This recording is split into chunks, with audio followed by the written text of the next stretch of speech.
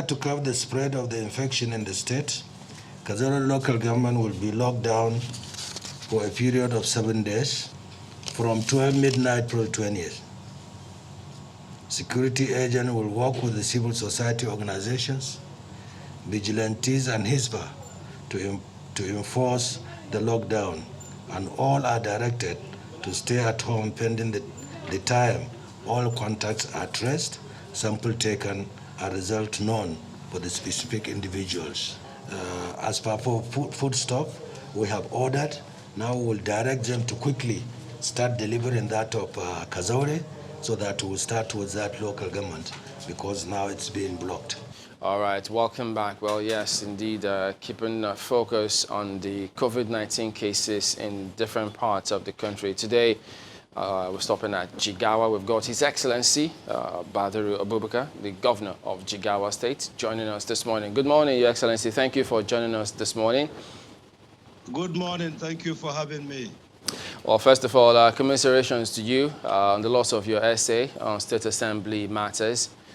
We do hope that at least the families and everyone, you just keep up with all of them. But first of all, I mean, now that we've just heard some of the announcements that you made concerning your plans, preparations for COVID, but could you just give us a wider scope? How is the state, how are you handling activities surrounding the cases that you do have in Jigawa State at the moment? Well, even a month ago, we closed all the schools in Jigawa State, and we have taken proactive measures to liaise with all the traditional. Oh, yeah, of course. Because it's just coming in and out. Yeah, but we will get back to that, because I hear sometimes it just comes in and off, but definitely getting back to him shortly. So it's incredibly important to also see, understand we'll have him back. Go ahead, Your Excellency.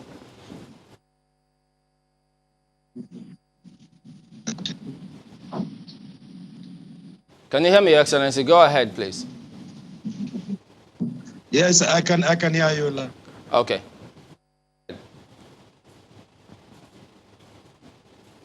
Well, yeah, he's going to just go ahead and give that scenario. Well, yes, I did hear him talk about some of the strategies and measures they are taking concerning food stuff which they've ordered. That's always very important. And I mean, yesterday we also talked about the basis upon which the authorities are drawing up the list, how they intend to get to what they describe as the poorest of the poor, such that they can, while going about to the lockdown, also have something to fall back on, so they don't break the cycle, don't break our continuing efforts to break the spread, which means people have got to stay home. But how long more, we don't know. Well, we know that at this point, Kazori local government area is on lockdown, which is where the index case was reported. And of course, you understand that is usually the case when you record, an index case in a state. You try to cordon off that area. It happened in Kwara State with Offa also, just to ensure that things don't go out of hand. But like you said, Kwara eventually graduated. Exactly. So will Jigawa do the same thing? I mean, and I think it depends on how well this works. But like they always say, you don't know what has transpired, when the person was moving. Perhaps, in fact, we hear that the person traveled through states, came from a southwestern state, traveled through states before, getting to Kazori. So you don't know what has happened, which is good that we hear that, there's contact tracing going on. But like you said, Chamberlain, this is usually the first step. We don't know what will happen in the coming days. 7 days lockdown for Kazori. Will it spread to other parts of the state? What are the plans, containment plans, infectious disease hospital, the isolation centers? What capacity do we have in Jigawa State? Those are some of the questions we're going to be putting up to His Excellency. But I think one of the things that we should also begin to look at is to emphasize the need for people to, as much as possible, stay where they are and not necessarily travel. This fellow, just as we heard, has a generous local travel history, and how many people did he board buses with And do we have all of their data? They definitely are not, or weren't all going to Kano or to Jigawa State at the time. So, But ideally, yes, they should stay here. But what about, because I mean, yesterday we were talking about, is it wise for states that haven't recorded any case not to test? And if they haven't declared any lockdown, so what happens? Because remember, Plateau State Governor, who is also the chairman of Northern Governors Forum, was talking about how they had a meeting and then they were not fully in one accord concerning what they should do, if they should all lock down. And then they came up with different strategies of how to go about that lockdown. So if they hadn't been locked down in those states and people move from one place to the other and they haven't any testing, can you evade this kind of scenario? If there's anything we have learned about this COVID-19 is the fact that, policies have to keep changing, perhaps at the speed of light, because things change. So at some point, the criteria for testing was if you don't have symptoms, if you don't have a travel history. In fact, it had to be for countries that had a specific case and above, but that quickly changed now. So it keeps changing, and like you said, we're getting to a point where we probably need to tweak that policy, because you can't just say, because nobody has traveled from this state. There are people that tested positive without a travel history whatsoever. So imagine if we just sat back and said, well, nobody has come into our state from this certain place, so no need to test. You can imagine what goes on. A lot of people are asymptomatic. So for 2 weeks, you wonder what happens during that period. So I think it's important for us to review these policies from time to time. We shouldn't just sit back and allow this to creep up on us and all of a sudden we go to what they call fire brigade approach. We need to keep changing. So do we need to change that policy? Maybe. Especially because now we're hearing all kinds of theories about whether or not it has become airborne, because we also understand that this particular coronavirus disease, COVID-19 specifically, seems to be changing, its genetic pathogen or whatever it is now. It just seems to be evolving itself, adapting to different things from time to time. So is it airborne now? Is it not airborne? Which is perhaps why the Lagos State Governor is saying, look, everyone henceforth wear face masks, all of those well, last time we checked, they hadn't told us if it's airborne now. They still maintain, no, it's not. Yeah, that's what I'm saying. That's why, is it or is it not? Was the WHO saying? Was the NCDC saying? Was the Lagos State they've not said saying? it is at the moment. But they haven't, It's preventive measure to just ensure that most you don't certainly. transmit somebody else. That's why they said, look, people should wear masks. And then if you've got it, preventing that, because if they're going to lift restrictions or partial lifting of restrictions, you have to see how you can prevent that. Especially because it is really difficult to keep people from going out. So, okay, let's get back to His Excellency now. We understand we do have him back. Your Excellency, well, yes, indeed. Please go ahead and tell us how the state is handling this. Thank you very much. I believe we all are aware that we locked down schools and also locked down all our borders and stopped all these big markets, the market days, and we restrict movements around the borders as well. And luckily, we have this virus for the last few weeks, except for yesterday. We have one, Kazore, and immediately we lock Kazore completely, and we send our team to bring out the patient to our isolation center in Duze. And in addition to that, yesterday we have traced about 46. We have taken samples from 18, and we are continuing today to trace those that he has contact with, and also trace where he has been to in the last 14, 15 days, so that we can inform the states or the places where he has been to, so that they can also start contact tracing from the contact of this man that comes in. Now we have arranged to start distributing palliatives to Kadore local government so that they will be encouraged to stay at home. And surveillance continue, and we are having a lot of support from the traditional institution, religious institution, and civil society organizations information of who comes in or who goes out and comes back. And our team are proactive in running around the state. See those people that manage to sneak into our borders and come into the state and quarantine them. Some that have been getting some symptoms, we take them samples, bring them to isolation, sending the result. This is what we have been doing for the last few weeks. Announced the lockdown of Kazari local government and suspension of all weekly markets across the state. Did the people have time to prepare for that? Yes, we gave them time.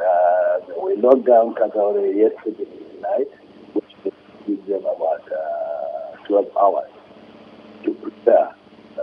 I think not even 24 hours to prepare themselves, and we told them that we'll be locking down the state, and so they are aware.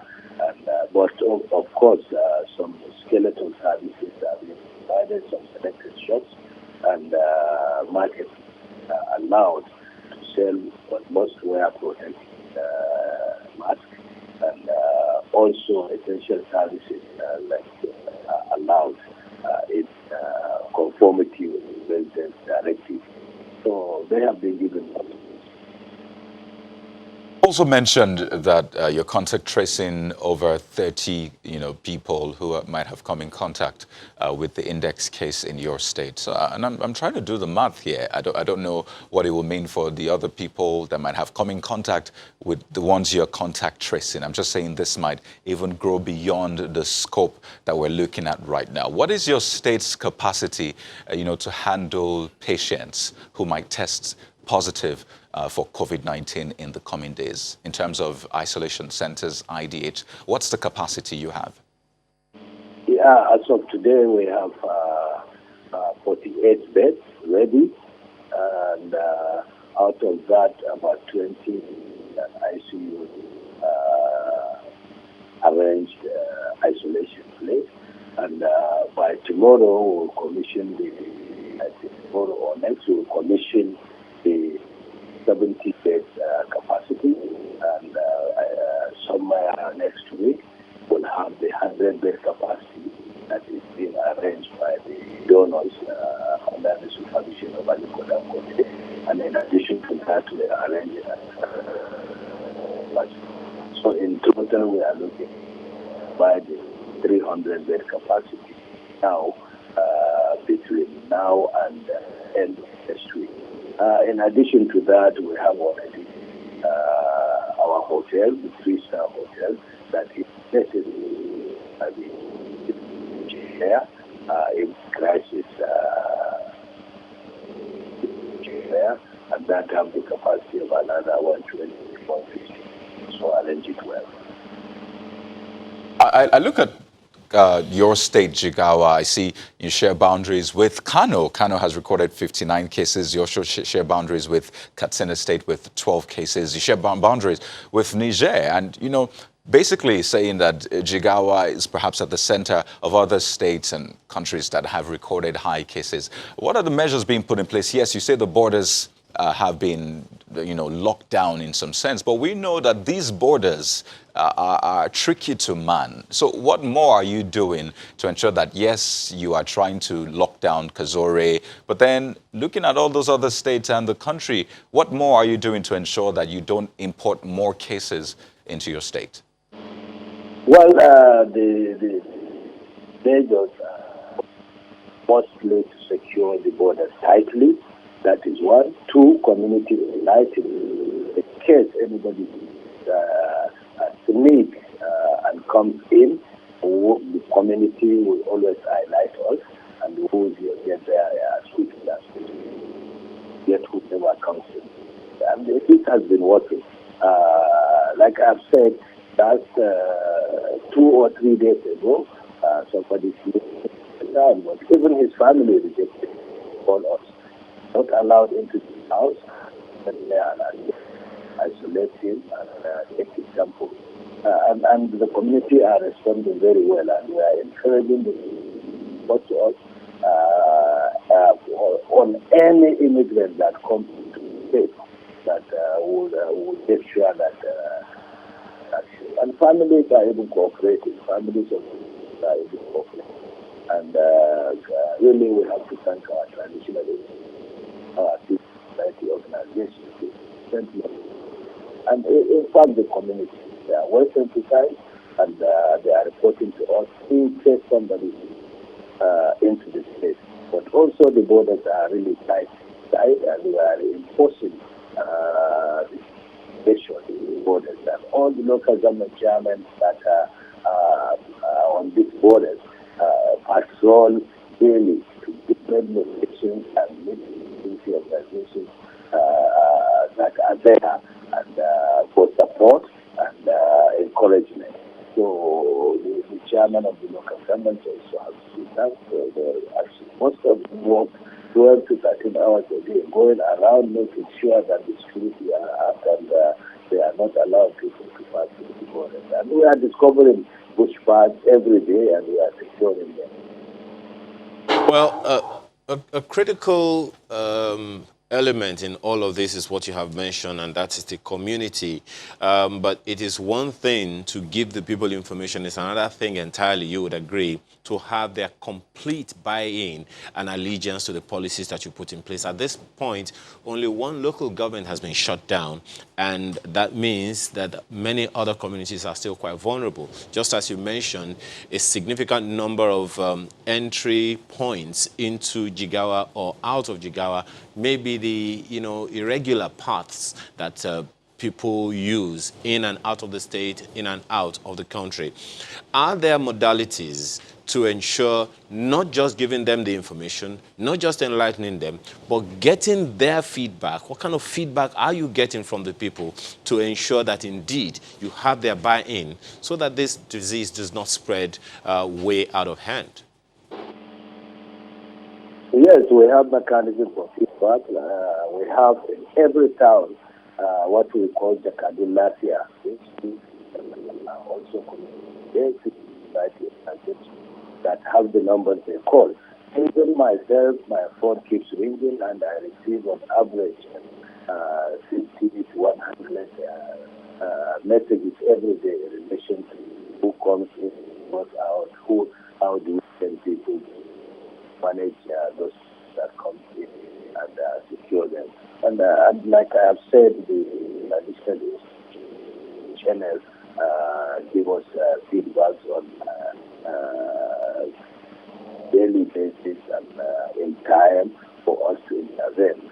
And also, family, in most cases, complain. There was last week a complete town that rejected one of their sons that comes in and keep calling and being allowed to meet with anybody until our team gets there and take him over and secure a room for him to self-isolate and take his sample. So this has been happening, and the people are cooperating, and they are reaching us, including myself. What my colleague Kade asked the other time about the fact that you share borders with a significant number of states that have recorded high cases. Is there a partnership agreement or arrangement between you and neighboring state governments to monitor movements of your people? Yes, I think we all agree to secure the borders. You see, if you take Katsina, for instance, they have their team around our borders, so we have our team.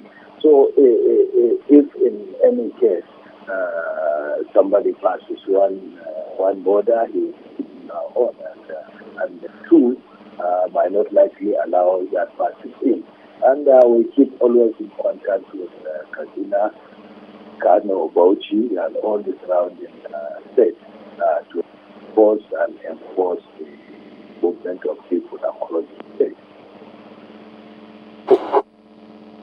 So yeah, could you tell us, I mean, we understand that about 1.5 billion was disbursed to the states by the federal government, and the states eventually distributed that to 76,402 families. So tell us if those figures are the latest figures, and do you intend extending that lockdown from Kazari to other states as a result of such that they all can benefit from these funds?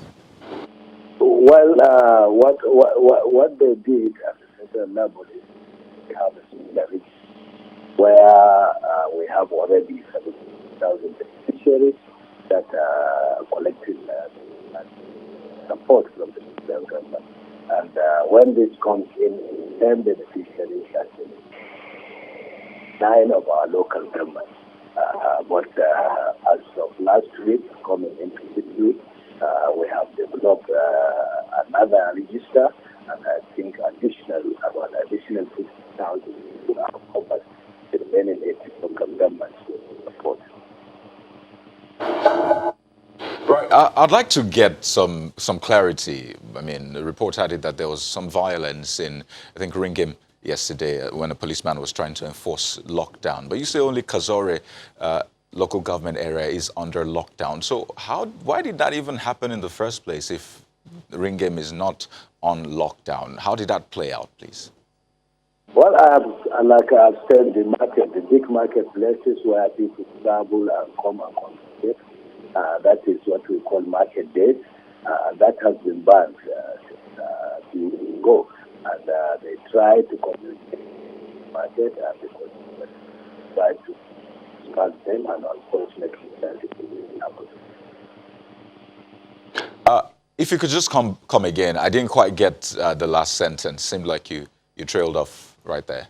Yes, I said, of course, Region is not under lockdown, but the incident happened when they decided to go to that market days. You know, we stopped market days.